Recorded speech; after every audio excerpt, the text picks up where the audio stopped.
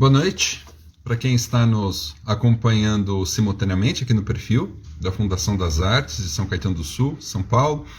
Bom dia, boa tarde, boa noite para quem vai nos acompanhar, vai assistir a esse encontro posteriormente aqui no GTV ou mesmo nos outros canais de comunicação da Fundação das Artes. Sejam todos bem-vindos, bem-vindas.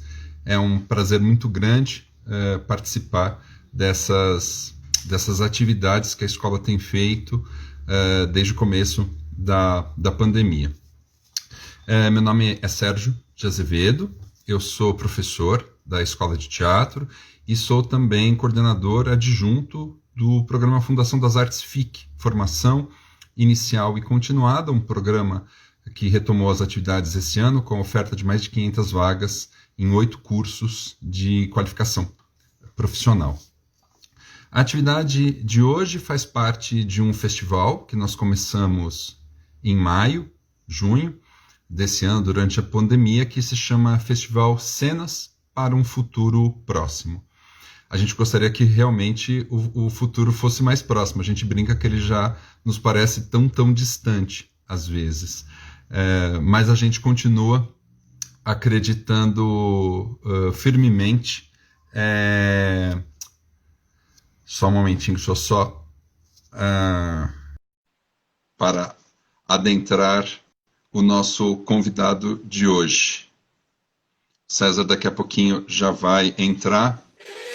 Está ele entrando aqui na nossa transmissão. Enquanto ele vai conectando, aí a gente vai aguardando.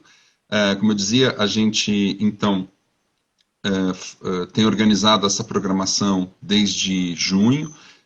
Nós paramos aí durante um período por conta da questão da lei eleitoral, né, que não nos possibilitava a utilização de redes sociais para que nós fizéssemos essa programação. E aí, depois da finalização dessa restrição, a gente está retomando essas atividades. Sexta-feira, a professora Ana Luísa iniciou a programação agora desse segundo semestre do festival, com o André Ascioli, e também nós já tivemos aí o Festival de Teatro Estudantil. A programação da Fundação das Artes continua aí bastante intensa. Nesse final de ano, nós já tivemos, como eu disse, o Festival Teatro Estudantil, começou quarta-feira passada e terminou ontem.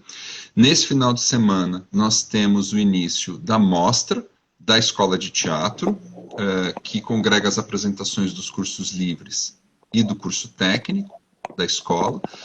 Domingo nós temos a estreia de Meia-Noite FM, a primeira montagem digital da Escola de Teatro, da turma 63, e ainda temos a amostra de processos e experimentos do FIC. E para terminar, a gente tem os testes da escola da Fundação, os cursos livres e técnicos de artes visuais, dança, música e teatro. As inscrições estão abertas, são gratuitas e podem ser feitas tanto presencialmente quanto no site da Fundação, fasques.com.br. O César ainda não apareceu aqui para mim. Eu não apareço para você? É isso? Você está dizendo aí? Eu vou tentar cancelar aqui a entrada.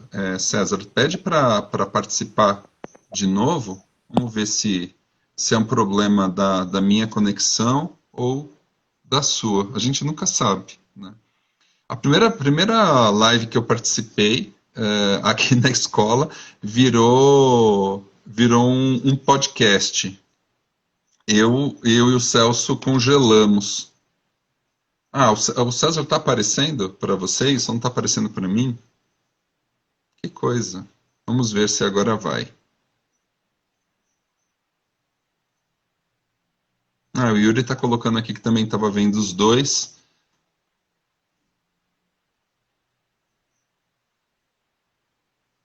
César, já aceitei aqui. Ele saiu.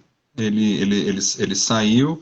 Eu pedi para ele entrar de novo, aceitei. E agora eu estou aguardando aqui para ver se ele aparece.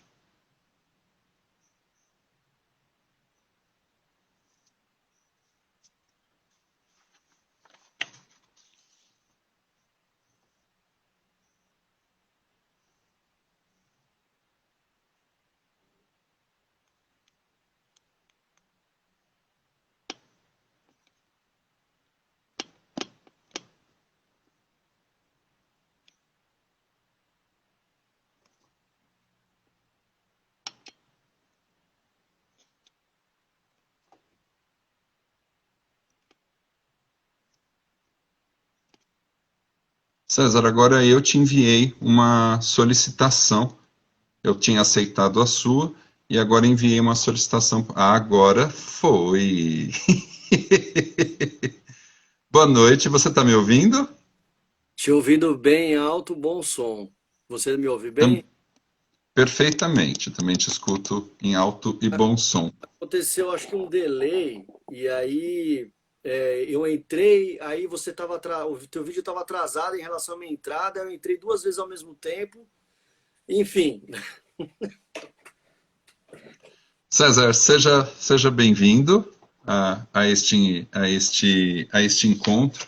É, eu e o César, a gente se conhece há um pouquinho, né, César? Desde 1987, quando nós, garotos, ainda começamos a fazer teatro no Núcleo de Artes Cênicas do SESI Santo André, que era coordenado e dirigido pelo Luiz Antônio Brock, que foi o nosso primeiro professor de teatro por 9 anos, né? Pelo menos 9 anos lá no núcleo e depois a gente ainda continuou. Então, desde essa época que eu conheço o César, e o César foi da turma 16 da Fundação das Artes, e foi por conta dele que eu acabei indo para a Fundação. Eu conheci a Fundação por causa dele, ele foi o primeiro de todo o grupo que foi fazer escola. Eu, na época, falava que não precisava, né, fazer escola, quem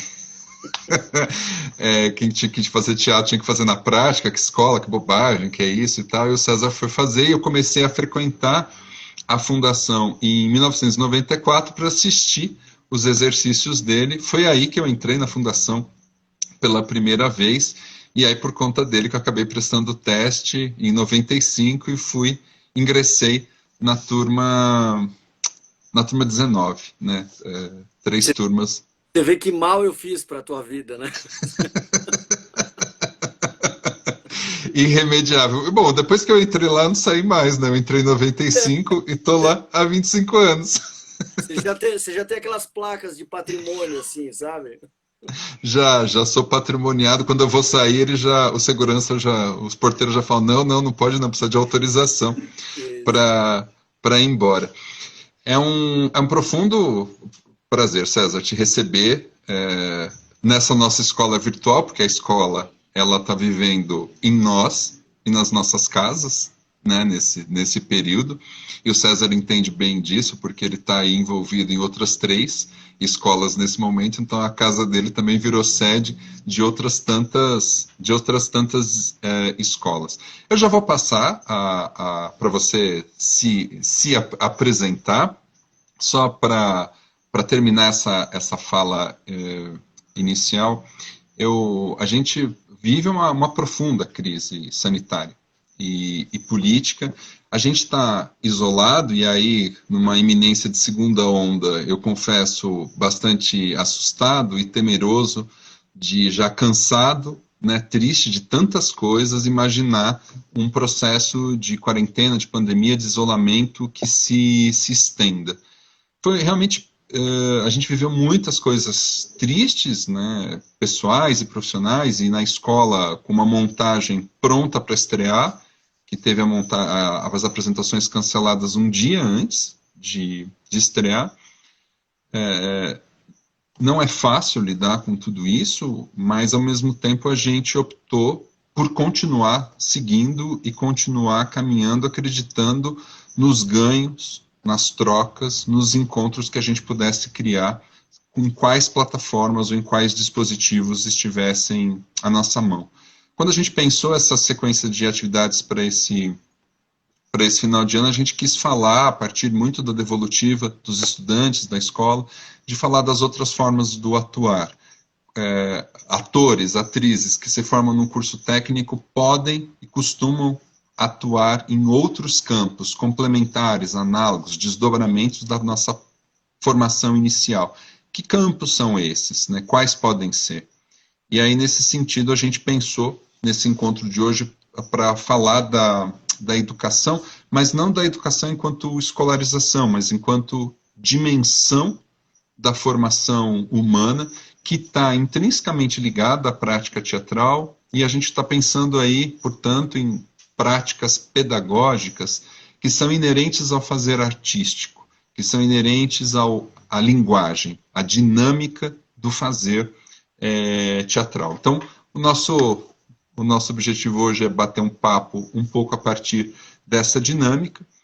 Então, César Batista, ex-aluno, recém-mestre. César, fala um pouquinho, César Batista por César Batista. Bom, com uma abertura dessa, né, bicho, eu não preciso nem falar, né? Então nem sei, estou emocionado aqui de estar falando com você e com vocês. É uma honra, um prazer, enfim, estar aqui conversando com você, né, Sérgio? Quanto significativo é isso, né? Mas isso a gente pode fazer uma outra live só para falar das nossas vidas privadas e o quanto tem de significado nesses nossos reencontros, né? Então, eu estou muito feliz de estar aqui com você, viu? De fato, o Sérgio já falou, né? A gente começou lá na época dos dinossauros, 1987, portanto, há 33 anos, né?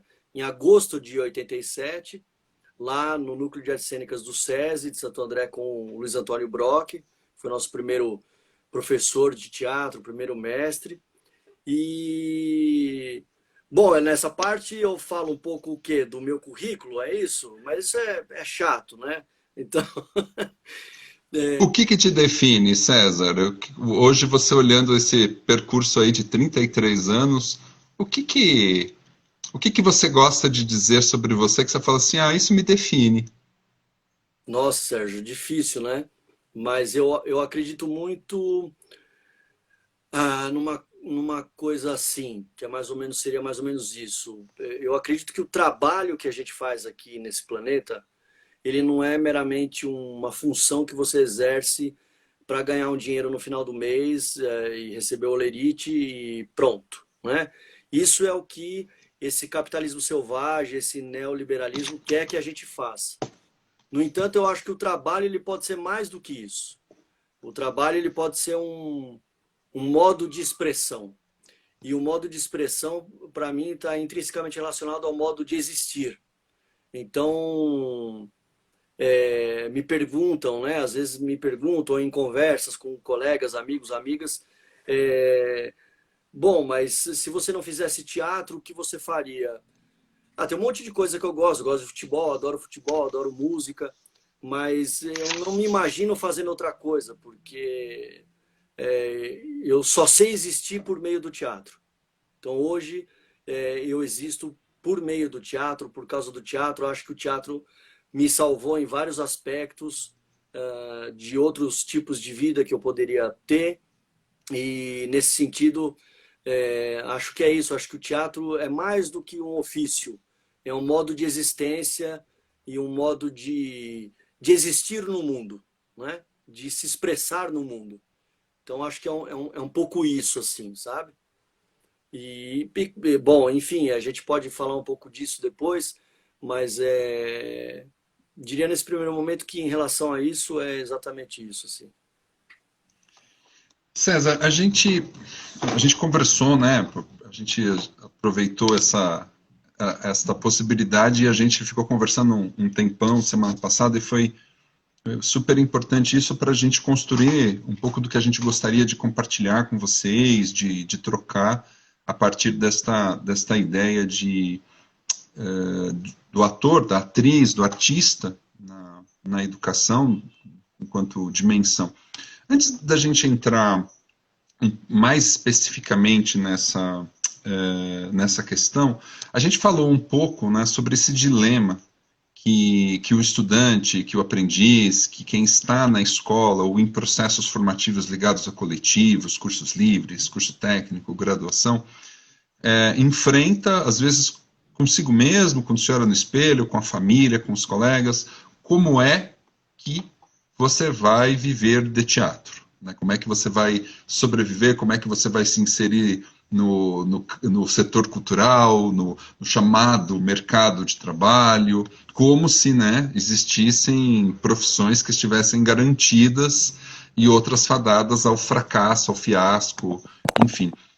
um pouco a partir deste dilema que os estudantes, os aprendizes, todos aqueles que estão em processos formativos vivenciam. Como é que foi para você esse processo de ter feito escola, de ter passado por processos formativos, esse processo de inserção daquilo que se imaginava, daquilo que acabou sendo, e como é que esse caminho, esses processos formativos e da educação foram surgindo para você? Como é que você vê essa questão? Tá. Então, acho que por isso que eu não quis entrar nisso antes, porque eu imaginei que você ia, como a gente conversou, ia perguntar isso e talvez aí eu valesse a pena gastar esse tempo nesse momento para falar um pouco da trajetória, porque eu acho que a trajetória explica um pouco isso, sabe? E, e acho que a minha trajetória nunca foi pensada racionalmente antes, assim. Eu comecei com 12 anos, como você, eu acho que você é um ano mais velho do que eu, você começou com 13, e lá em 87. E, na verdade, ali eu queria. Eu não sei o que eu queria com 12 anos, né? Então, acho que todo aquele primeiro momento com o Brock lá no SESI, a gente, eu, você, nosso saudoso Cristiano Cordeiro Bezerra, que foi aluno da Fundação das Artes também. Então, nosso saudoso Luiz Antônio Brock, com a Rosângela, com a Gisele, com a Vanessa Senatore, né? E com você, a gente estava aprendendo, era tudo muito insípido, né? Tudo muito insípido, muito incipiente, né? É, então, assim, naquele momento, a única coisa que eu pensava como garoto, como moleque, assim, era, eu vou fazer novela, vou entrar na Globo, vou ser um grande ator, né? E então não tinha dimensão do que era exatamente. Eu acho que essa dimensão do que era exatamente, ela vem num segundo momento que é com a Fundação das Artes. Então você lembrou disso, até é verdade, eu não estava assim na minha primeira memória, de que o Brock até brigou comigo, falou, não, você vai lá fazer escola para quê? Né? E tal, e não sei o que lá. Eu falei, não, eu quero tirar o DRT. Então era essa coisa de eu quero tirar o DRT, eu quero tirar o DRT para ser ator profissional. E aí eu prestei EAD naquele ano e prestei a Fundação das Artes. Eu não passei na EAD, azar da EAD, né? Quem só perdeu com isso foi a EAD, e a fundação me ganhou. Então, assim, e eu entrei na fundação, enfim, nossa, queria mandar um abraço para todo mundo, para nossa saudosa Lídia, Zózima, o Dressler, o Vard Marques, que está aqui, Tim Urbinati, Paulinho Delmontes, Ana Luísa Icó, enfim, tanta gente, né? Porque eu fico com medo de esquecer alguém.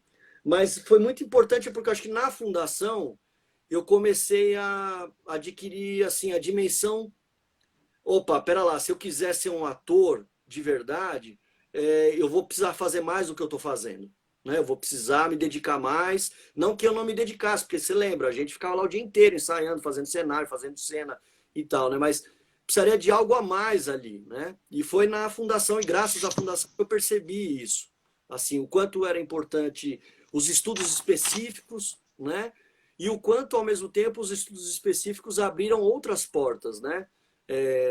De atividade. Por exemplo, eu via lá a gente fazer a luz lá no SESI, mas eu nunca me imaginei fazendo luz. Então, na fundação, graças ao SEMI, né, o SEMI, que foi o diretor da montagem, o Bodas de Sangue, do Federico Garcia Lorca, me colocou para fazer a luz, me colocou como assistente de direção, e aí também lá com o passar do tempo com o Brock, também eu comecei a fazer outras coisas, e aí eu fui vendo que essa dimensão aumentou. Aí depois, enfim, o Brock faz a passagem dele, eu saio da fundação, depois o Brock faz a passagem dele, e aí eu entrei no CPT, né? Lá com o Antunes Filho, com quem eu fiquei 6 anos como assistente de direção e ator. E lá no CPT eu fui desenvolvendo outras atividades, como a de coordenar o núcleo de dramaturgia, o círculo de dramaturgia do CPT, a Marici Salomão, que fazia essa coordenação, ela saiu, aí o Antunes me colocou no lugar dela, fazer assistência de direção para ele, dar aula no CPTzinho de retórica, dramaturgia, interpretação. E então essas outras funções foram expandindo o campo e foram me mostrando que eu podia fazer essas outras coisas, né? Que eu não precisava ser só ator. e que, apesar de eu achar que não, apesar de eu entender que não, que eu tinha outros talentos além dos talentos de ator e que eu poderia usar isso. Então, graças a essas outras pessoas que passaram pelas nossas vidas ou pela minha, né? Graças ao Brock, ao Semi na fundação, depois ao Antunes, eu fui percebendo que eu poderia exercer essas outras funções e isso foi me expandindo o campo de ação no teatro. Eu posso escrever, então, acho que eu consigo escrever, posso dirigir, posso fazer a luz, posso dar aula.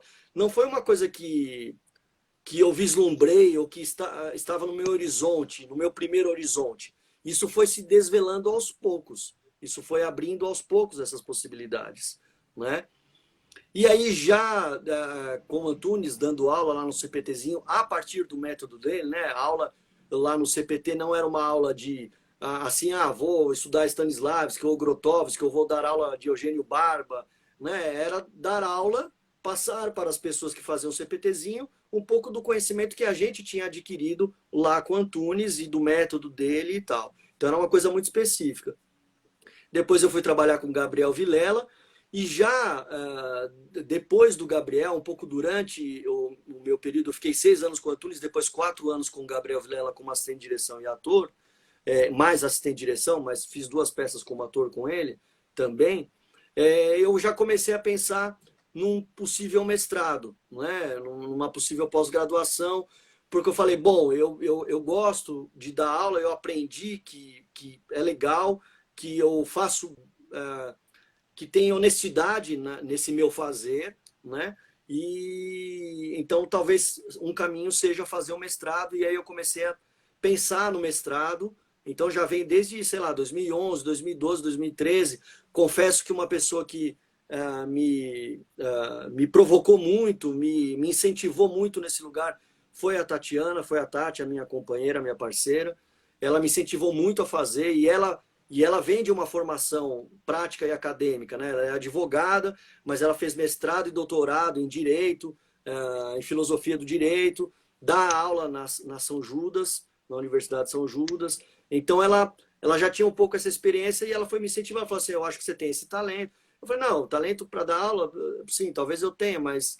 E aí eu fui pensando no mestrado. E, coincidentemente, o mestrado também, o período de pensar o mestrado, gerir o mestrado, entrar no mestrado e concluir, coincidiu com o meu trabalho individual, assim. Então, eu parei de trabalhar com o Gabriel e comecei a dirigir minhas próprias peças, escrever ou dirigir as minhas próprias peças. E, paralelo a isso, eu entrei no núcleo de dramaturgia do SESI, com a Marici Salomão, lá como assistente dela na coordenação do núcleo, que é um processo formativo e artístico de novas dramaturgos e novos dramaturgos, né?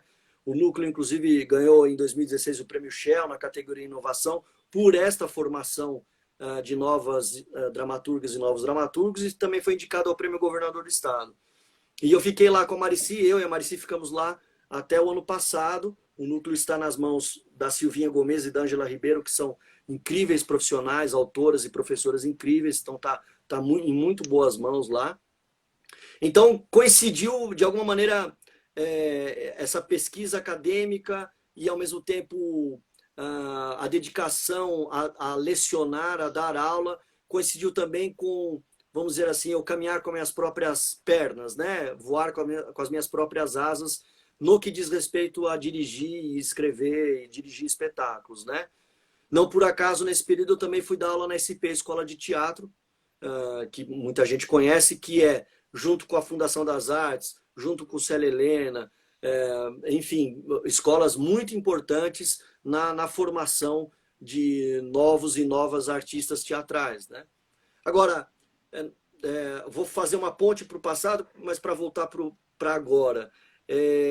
Não tinha esse grau de especificidade de formação. Então, lá atrás, 30 anos, 20 anos atrás, a gente aprendia tudo meio na unha, na garra, né? E no erro da prática, né?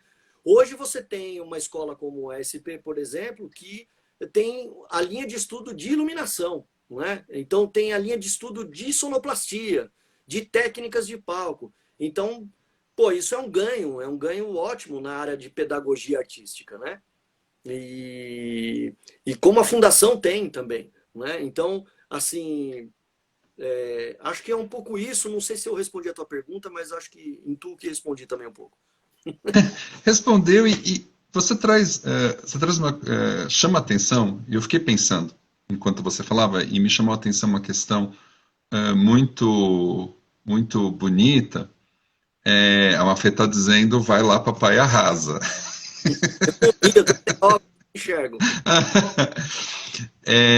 O quanto, no nosso percurso, o outro nos revela, o quanto o outro ajuda a gente a se revelar para a gente mesmo. Então você falou da Tati, que está aqui presente e que te incentiva a ir por esse caminho. Você fala do Semi, que foi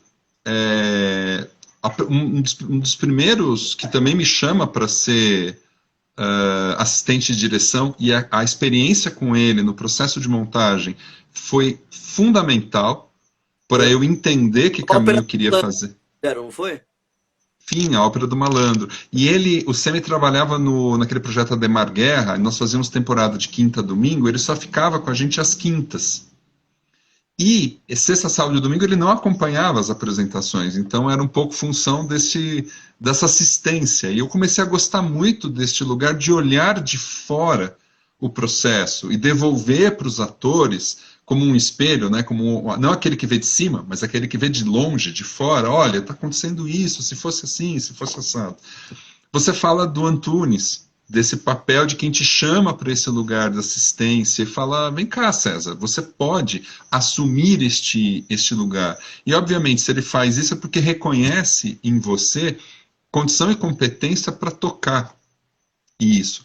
E fala do Vilela. Então, desde as relações pessoais, as relações profissionais, o quanto você citou generosamente muita gente que te ajudou a revelar para você mesmo esse percurso, como foi para mim o Brock, como foi para mim o Semi, como foi para mim o Vard, a pessoa que mais me incentivou a ser professor, né, quando eu achava que não ia rolar, ele falava, claro que vai lá e faz. Daí quando você se vê, quando já estava lá fazendo, o quanto essas pessoas revelam para a gente aquilo que a gente não imaginava. E isso, como você falou, é imprevisível, porque você mesmo fala, eu previ que eu ia fazer isso, né? Que eu ia seguir este caminho. Não, Então, acho mas que isso também tem a ver com escuta. até hoje eu falo para a Tati, eu falei, mas eu não sei, esse negócio de ser professor e tal. Na verdade eu tenho retornos ótimos, assim. Eu acredito, eu acredito muito numa coisa, assim. Eu não gosto de pôr as coisas numa caixinha, mas ah, se eu fosse pensar nisso que você está falando, assim, bom, eu poderia lembrar até de uma citação do Antunes, que o Antunes adorava citar, falar isso, a gente só é em relação ao outro, né? Então, claro, ele está falando da questão da alteridade. Então, a gente só é através do outro. Então, e teatro ainda, né? Teatro é a arte da relação, né? Isso desde Aristóteles, né? Aristóteles falava lá, o teatro é a mais política de todas as artes, porque coloca os seres humanos no mesmo espaço em relação, né? Então, teatro é relação. Teatro é relação o tempo inteiro. Então, e a relação com o Brock assim, foi muito especial, né? Porque ele foi um pai, padrinho, depois virou irmão, amigo, depois a gente brigava, enfim. Mas acho que com o Brock eu aprendi a paixão pelo negócio, assim, né? De ser apaixonado por aquilo. Aí já com o Antunes, foi a coisa do lado apolíneo, né? O lado muito racional do método, de que você tem que ter disciplina, de você ter que estudar. Então, quanto mais cultura você tiver, melhor. Quanto mais repertório, você tem que aumentar o seu repertório sobre arte para você poder fazer as conexões para construir as suas obras de arte, né? Aquela coisa dele de ensaiar 1 ano e meio, né? Então, e era uma crítica que ele fazia ao sistema. Claro que ele podia fazer essa crítica porque ele tinha o amparo do SESC, né? Aliás, agradeço ao SESC também, ao SESI. Vê, né? Eu comecei lá no SESI Santo André, depois eu fui do Núcleo de Dramaturgia do SESI na Paulista. Quer dizer, a gente vai se cruzando e vai devolvendo para o mundo aquilo que a gente vai recebendo também, de alguma maneira. E então, assim, o Antunes tinha, o Antunes tinha essa coisa do método, né, do racional, de você, da disciplina, de você estudar. E aí tinha um modo de produção diferente. Com o Gabriel já aprendi outras coisas, né? Eu até brincava com o Gabriel, né, que foi uma coisa que a gente conversou bacana, de falar do Gabriel, que ele falava assim, eu falei, não, Gabriel, mas eu quero fazer esse Shakespeare com você, então, mas você vai aprender? Eu falei, claro que eu vou aprender. Você ensina? Ele falou, não, mas eu não sou professor. Claro que é, professor Gabriel. Você ensina fazendo, você ensina na prática. Quando você cria uma cena, ver você criando, ver você pegando esse figurino que só você sabe fazer e só você sabe criar, né, a sua digital tá aí, né, o seu pincel, a sua palheta, né, de pintor tá aí, né? E você, quando você cria uma imagem cênica a partir disso, com os atores, com as atrizes, você está ensinando para a gente. E ele também é um grande mestre. Assim como eu aprendi, não poderia deixar de citar o Jorge Tacla, né?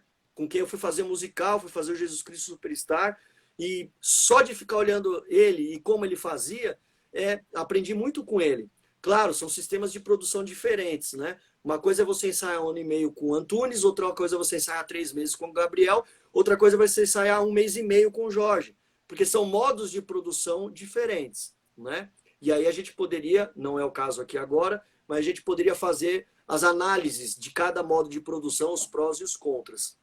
E aí, ser ou estar professor, né, de alguma maneira, tem a ver com isso também, né, Sérgio, que você fala do outro, né? Acho que quando você quer impor uma regra, você pode ser categórico na defesa do que você pensa. Falar, não, eu penso sim, acredito nisso, né, com relação às suas crenças fundamentais, no que diz respeito à arte e tal. Quer dizer, as pessoas podem fazer o que elas quiserem, né? Como diria o Abu Janra, enforque-se na corda da liberdade, né? Então, assim, a vida é sua, estrague-a como quiser. Então, assim, então o Abu falava isso, né, que era um outro grande mestre. E agora, assim, eu acredito muito numa coisa que o Antunes falava, mas também que o Bakhtin antes dele falava, que é você tem que olhar para o material e o material te fornece as ferramentas de análise, de conexão, de exame, de observação, de crítica. Então, quando eu penso numa aula, por exemplo, eu levo muito em conta as necessidades do grupo. Então, é claro que, às vezes, você pega um grupo muito heterogêneo e fala, bom, eu preciso de uma linha de força aqui, preciso de um vetor que me empurre, que carregue, que sustente os encontros, que eu gosto de chamar de encontro, não gosto de chamar de aula, mas um vetor que carregue os encontros, as aulas, e aí, de acordo com a necessidade da turma, eu vou moldando esse conteúdo, né? Porque eu acho que quando você, por exemplo, agora que eu estou nesse período, estou na SP, escola de teatro, na MT, escola de teatro, e na Unesp, né? São cursos diferentes, né? Então, um é mais de dramaturgia e direção, o outro é mais de atuação. Mas, assim, eu acredito muito em olhar na necessidade do grupo e essa necessidade ir gerando o próprio material. Porque senão você fica impositivo, né? E eu acho que a pedagogia, né? A própria palavra diz isso, né? É um guia. O guia é isso. E ao guiar, você pode sair da trilha, você pode machucar na árvore, no galho, você pode pegar uma planta espinhosa no pé, você pode, como diz o Clóvis de Barros Filho, né? A pedagogia não é o caminho do aprendizado não é um caminho fácil. É um caminho difícil, que requer esforço, que você tem que se esforçar, que você tem que, né? Que tem vários obstáculos e tudo mais, né? Então, ao mesmo tempo, quando você vê desabrochar na pessoa o melhor dela, ou aquilo que você entende ser o melhor, né? Porque qual é a função do professor? Por que, professor? Para que, professor? Qual é a função? Qual é a do professor? O que ele tem que fazer? Ele tem que dar uma certeza, ele tem que ensinar uma certeza, ou ele tem que fazer desabrochar no outro alguma coisa que o outro já tem, né? Como diria o Nietzsche, como a gente se torna aquilo que a gente já é, né? Então, como é que você desabrocha no outro aquilo que ele já tem, né? Acho que é um pouco por aí. Eu queria falar uma outra coisa, mas eu lembrei desse negócio e acabei esquecendo. Você foi falando e falou do Abu Janra, e eu me lembro, né, quando nós ainda éramos alunos lá no Núcleo de Artes Cênicas, que ele circulava com as peças da Paulista, e eu me lembro de uma vez que ele levou um inspetor-geral Inspetor, lá, o inspetor Ivan Alexandrovich Klestakov. exatamente. E ele dirigia, e eles tinham aquele cenário imenso na Paulista, com aquela biblioteca de 2 andares que desabava, e quando viajavam eles tinham folha de sulfite, né, para segurar na mão e representar os livros, porque eles não tinham cenário algum nas viagens.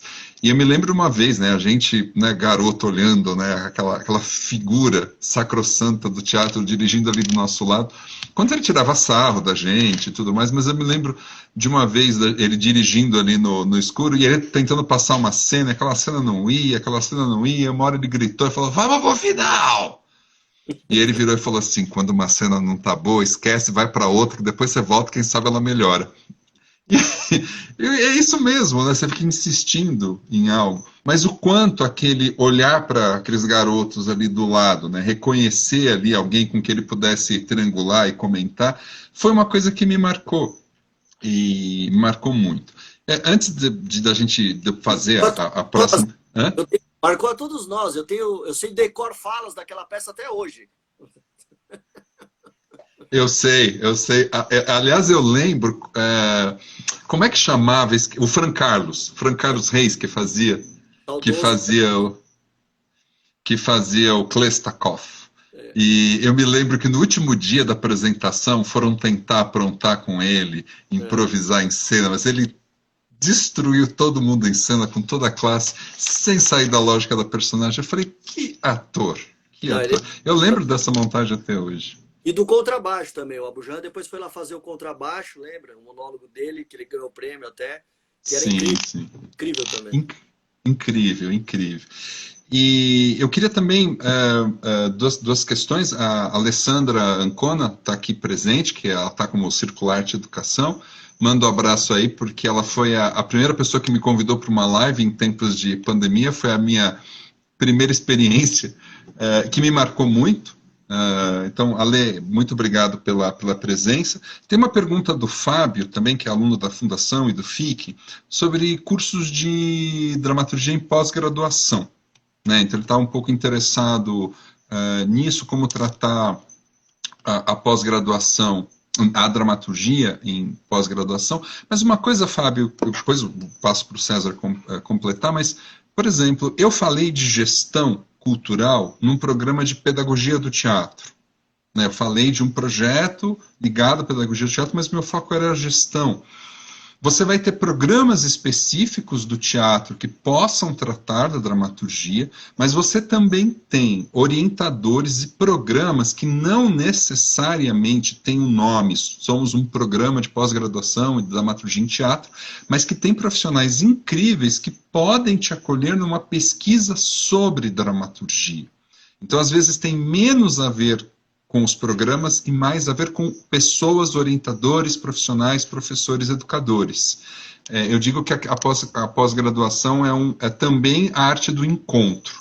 Então, não necessariamente procure um programa, procure pessoas. Não sei se você quer completar um pouco para ajudar o Fábio aí a se achar no mundo da pós. Não, acho que tem isso que você falou, eu concordo. E tem, mas tem as escolas que oferecem cursos de dramaturgia, né?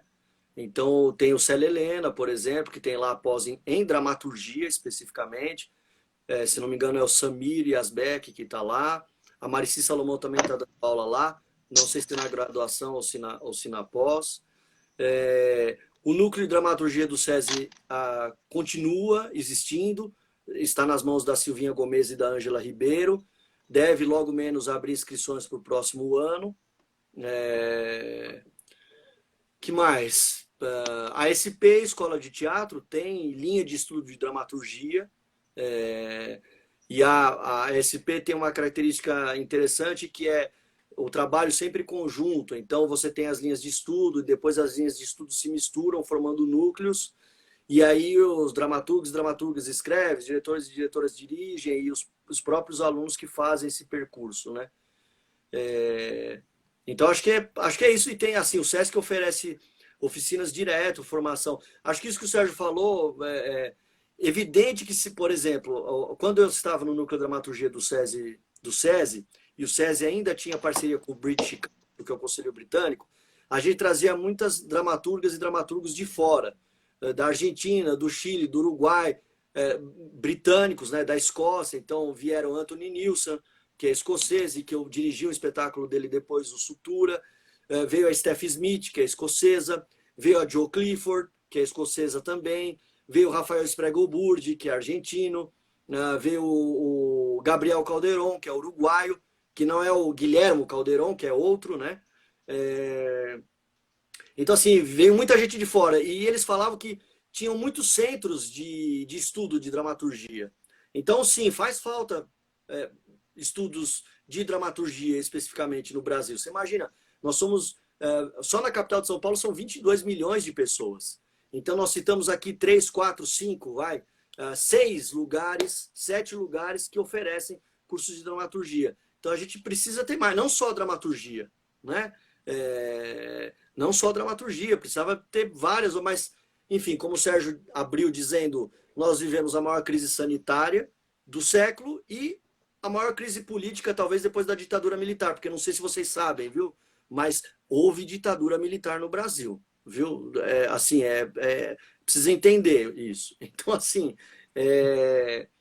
então a gente vive uma crise política muito terrível. Então, quer dizer, pensar, mas a gente precisa pensar. A gente precisa pensar que a gente precisa criar outros espaços, novos espaços. Tem muita gente, tem muita demanda.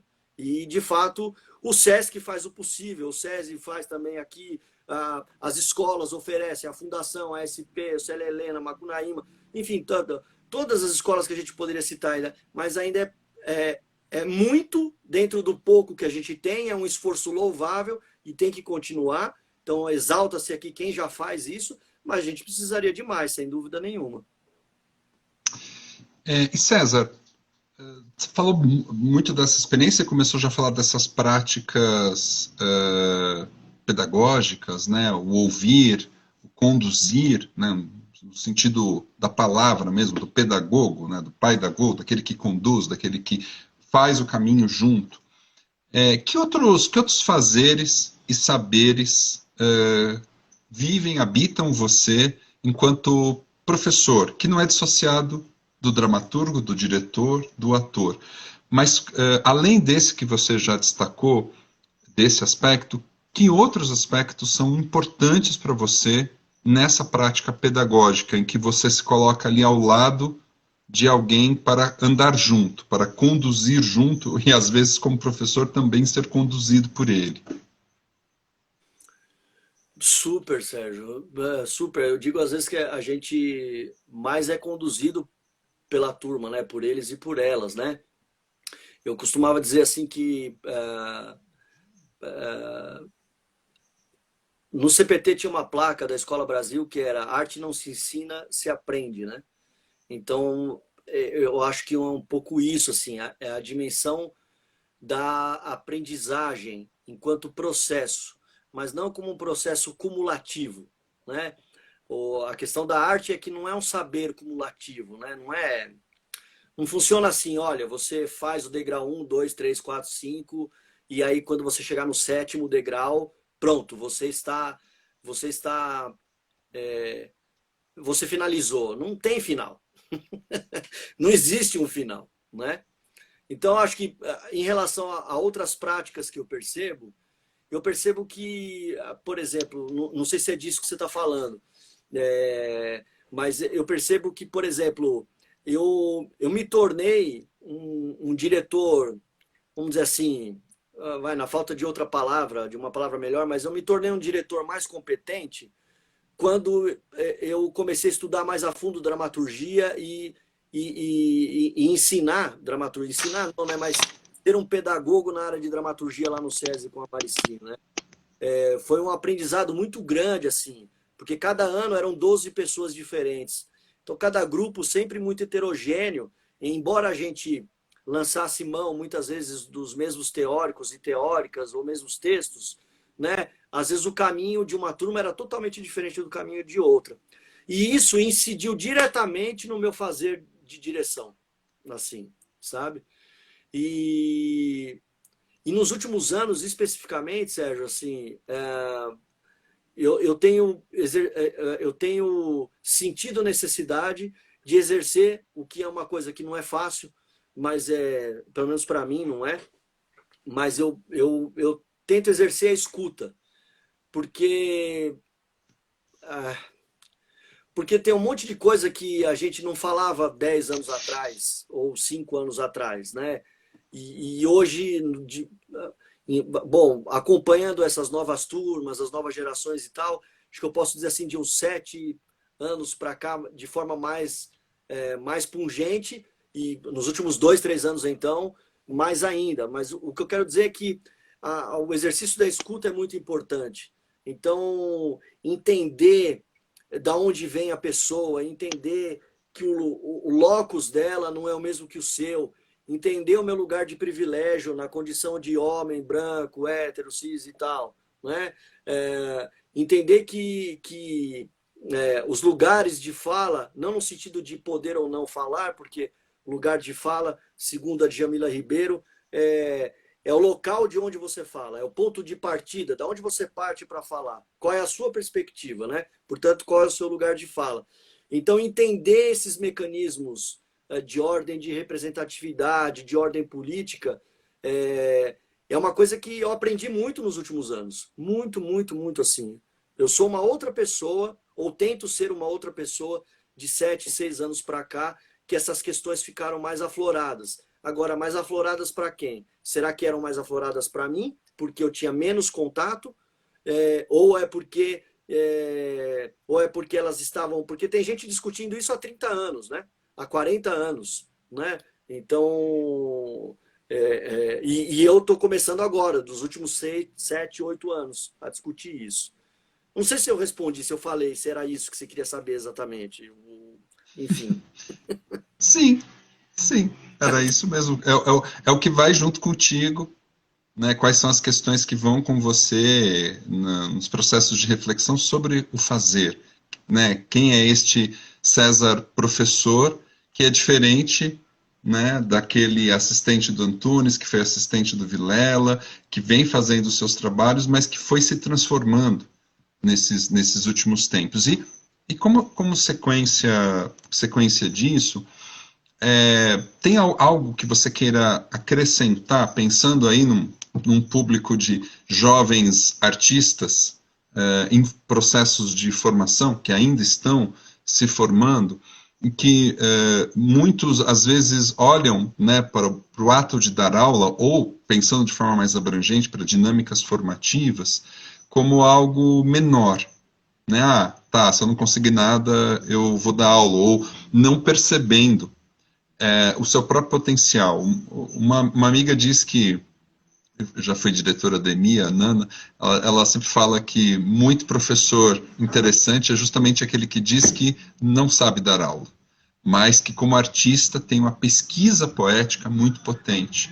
Quem vai para a aula é o artista, né? E o professor vai encontrando um lugar para que esse artista possa existir.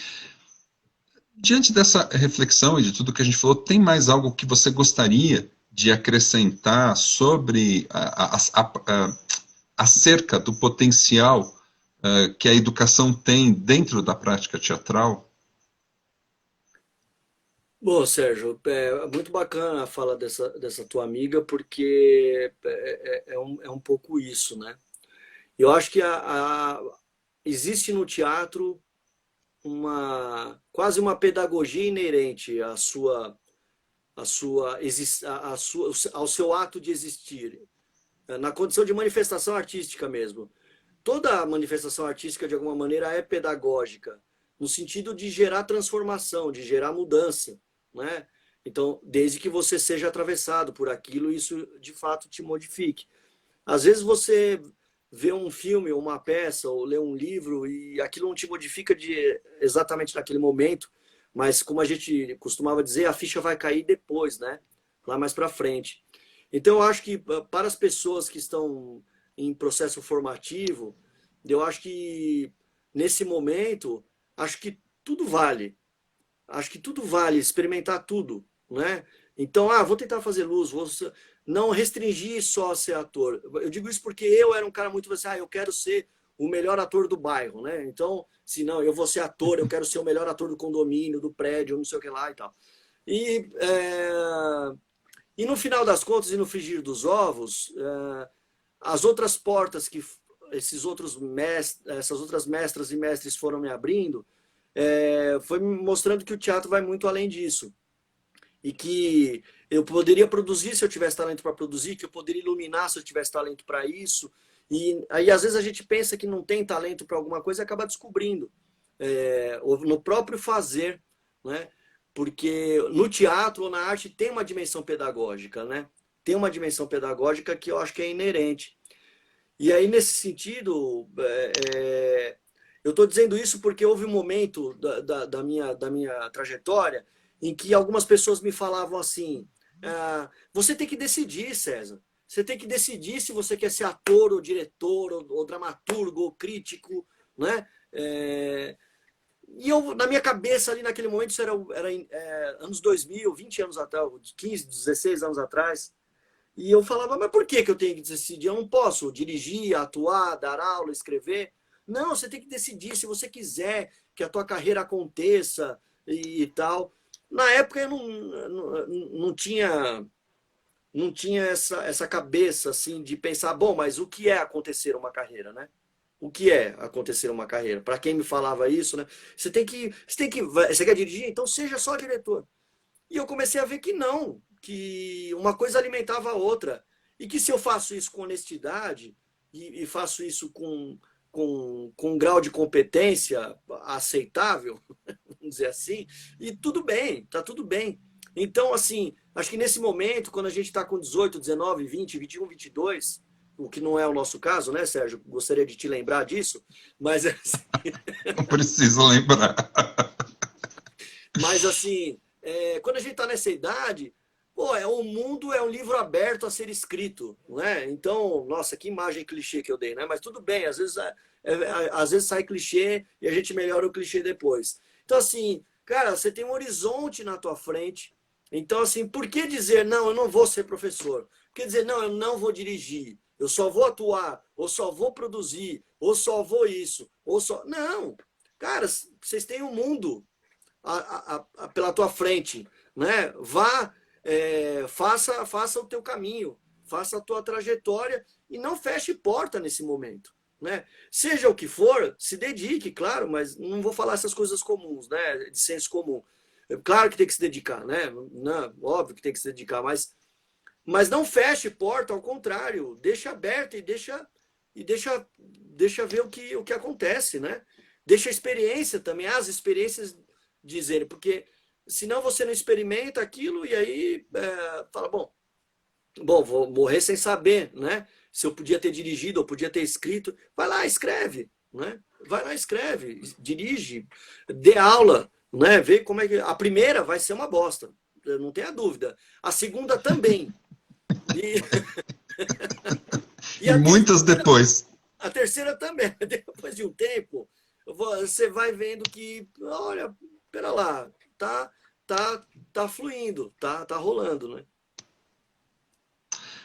Quando veio essa pandemia, e eu acabei de escrever, junto com a Nana e com a Laura, que são duas colegas lá do Grupo do Jardim, que é um grupo de pesquisa constituído por ex-alunos lá da Unicamp, onde eu fiz o doutorado. A gente continua se encontrando já, o grupo está aí há 2 anos. A gente escreveu um artigo agora para um encontro que seria presencial para a Universidade Estadual do Ceará, em parceria com a Universidade do Porto, falando sobre essa questão do ensino na pandemia. E eu relato ali, nesse artigo, um pouco essa experiência de aulas em pandemia. Então, a primeira aula da pandemia foi muito ruim, a segunda também foi uma bosta, a terceira foi, e eu me lembro que depois de um tempo, eu já estava chorando. Terminava a aula, eu chorava, porque eu falava, eu não sei fazer isso. Eu não estou conseguindo criar conexão, eu não estou conseguindo avançar com a relação de ensino-aprendizagem, eu não consigo criar vínculos fortes o suficiente para transportar a prática teatral presencial para uma prática mediada, que eu não sei que nome tem, também não quero saber, mas também não estou conseguindo. E aí acho que foi quando bateu ali no fundo do desespero, do poço do desespero completo, que eu simplesmente não sabia mais para onde ir, que aí surge uma coisa muito importante que você falou, a escuta, o começar a ouvir a si mesmo, ouvir o outro, como é que a gente vai construindo algo que a gente não sabe o nome, mas que vai se dando nessa dinâmica de novo, coletiva, colaborativa, em que a gente se conduz juntos. Por uma série de razões da vida, durante muito tempo, eu e o César não nos falamos, né? Nos afastamos, até que um dia, ali no Sesc Consolação, e tinha que ser, né? No Sesc Consolação, numa apresentação de um espetáculo do Peter Brook, o destino quis que a gente sentasse assim, tipo, perto um do outro. E aí, numa iniciativa do César, ele falou, tá bom, né? Acho que já tá bom, acho que já pode parar isso, né? E foi um abraço que eu nunca mais esqueci de retomar um contato, embora a gente se veja e se fale pouco, a gente construiu juntos um percurso de muita amizade e de muito aprendizado, e o César é um cara a quem eu considero muito, muito especial, e que fico muito feliz de trazê-lo aqui para a nossa escola, hoje, virtual, para este encontro, para este compartilhar um pouco, né? Porque dá para fazer uma série de lives só com o César. A gente nem falou do mestrado, dos 13 cadernos, do profundo desejo que ele tem de transformar isso num doutorado, e vai transformar, e daqui a pouco vai sair e vai virar livro. Enfim, das muitas experiências que podem ser compartilhadas. Mas eu fico profundamente feliz de que este encontro se dê, e este é o lado positivo da pandemia. César, passo a palavra para você para a gente encerrar esse nosso curto, mas não menos potente encontro. E é isso. E aí, cara, o que dizer para finalizar este encontro de hoje? Pô, Sérgio, fiquei emocionado agora você falando. Realmente é isso, né? A vida é feita de encontros e desencontros, para parafrasear o Lost in Translation da Sofia Coppola, né? É isso, são encontros e desencontros. Não, eu queria te agradecer demais você ter lembrado de mim, ter pensado em mim para fazer isso. É muito bom te ouvir, eu sempre aprendo muito com você mesmo, de fato. Sempre foi assim, né? Você sempre foi muito mais maduro do que eu, muito mais velho do que eu. E eu sempre aprendi muito contigo, e não tem sido diferente depois nessa nossa retomada de contato, assim, né? E queria agradecer, eu sou muito grato à Fundação das Artes também, e é uma escola que eu tenho um carinho profundo, um respeito profundo pelos profissionais que me abraçaram naquele longínquo 94 e 95, né? Turma 16, né? Olha, turma 16. Já está em qual turma? 52, é isso? Vai entrar 70, César. Então, olha aí, ó, tá vendo? E agradecer, dizer que essa aula online é tudo isso que você falou. Eu estou um pouco preocupado com o tempo aqui, mas acho que a gente ainda tem 2, 3 minutos. A live, quer dizer, a aula online é isso, né, Sérgio? Você vai aprendendo também a provocar as pessoas através dessa linguagem, né? A fazer as pessoas participarem mais, a jogar mais a bola. Porque senão você fica lá palestrando durante 1 hora, 1 hora e meia para os quadradinhos, e não sabe se a pessoa está fazendo um churrasco ou se ela está, né, fumando um cigarro, ou o que ela está fazendo, né? Ou se ela saiu, foi levar o cachorro para passear e deixou lá o negócio ligado, né? Então você tem que engajar as pessoas. E acho que acho que uma coisa que essas aulas online me ensinaram, na SP, na MT, na Unesp, e como aluno também na USP, porque eu estou fazendo uma disciplina lá como aluno especial, foi que o engajamento, se a gente quiser que isso dê certo, assim, no sentido de manter o contato por meio do afeto, a gente tem que se engajar as pessoas. Senão, de fato... Mas aí eu me pergunto, e pergunto para as pessoas também nas aulas, Mas não é assim pessoalmente também? A gente não tem que engajar as pessoas e se engajar? Quando que a gente não teve que se engajar? Né? E é o que eu brinco também, mas é teatro digital, é teatro online. E aí eu faço essa provocação contrária, né? Bom, um ano atrás você era capaz de dizer o que não é teatro? Não, não era. Então por que você está preocupado em dizer o que é teatro agora? Já que antes você não era capaz de dizer o que não é teatro, né? E então é isso. Queria te agradecer demais, obrigado, foi ótimo e muito feliz de estar aqui com você. E como diz a Carol Solberg, antes que eu me esqueça, fora Bolsonaro. E a Terra não é plana. Não, gente, tá E rolando. nós tivemos ditadura. César, muito obrigado. E acho que é importante registrar que quando nós começamos a pensar esse evento, a primeira professora que lembrou você foi a Ana Luísa Icó. Quando a gente começou a pensar, ela falou do Andrezinho, que veio sexta-feira.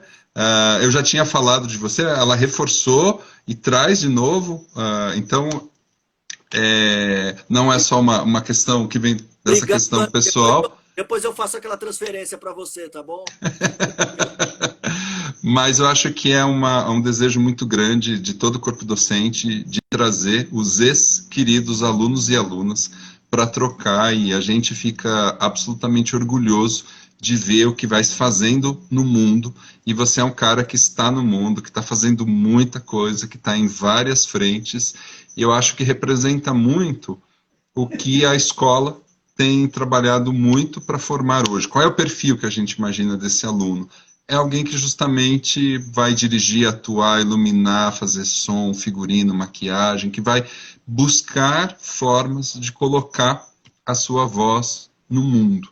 E eu acho que o que mais estimula as pessoas a colocarem as suas vozes no mundo é entrarem em contato com pessoas que fazem isso, né? Colocam a sua voz no mundo e colocam o seu jeito de ser e deixam aí escrito um pouco, uma pequena contribuição do que se pode fazer. Cara, muito obrigado, né, pela presença, pelo papo, pela troca. Falo em nome de toda a escola, todas as pessoas que nos acompanharam desse momento e daquelas que vão nos acompanhar depois. Vale a pena, Cezinha, que vai ficar disponível no YouTube e tal, não é isso? sim, sim. A gente vai ficar aqui no IGTV, do Instagram, depois a gente baixa, sobe no canal do YouTube, do Fasques Teatro, youtube.com.br Fasques Teatro, fica lá à disposição no nosso repositório de vídeos, nosso banco de materiais audiovisuais para consulta e para troca. Para todos e todas que estiveram presentes, muito obrigado pela audiência, pela presença. Cezinha, um abraço apertado e a gente se vê já já. Até já. Tchau, tchau. Gente, eu não sei parar isso aqui. Bom, então vou ficar, deixa parar, deixa aí.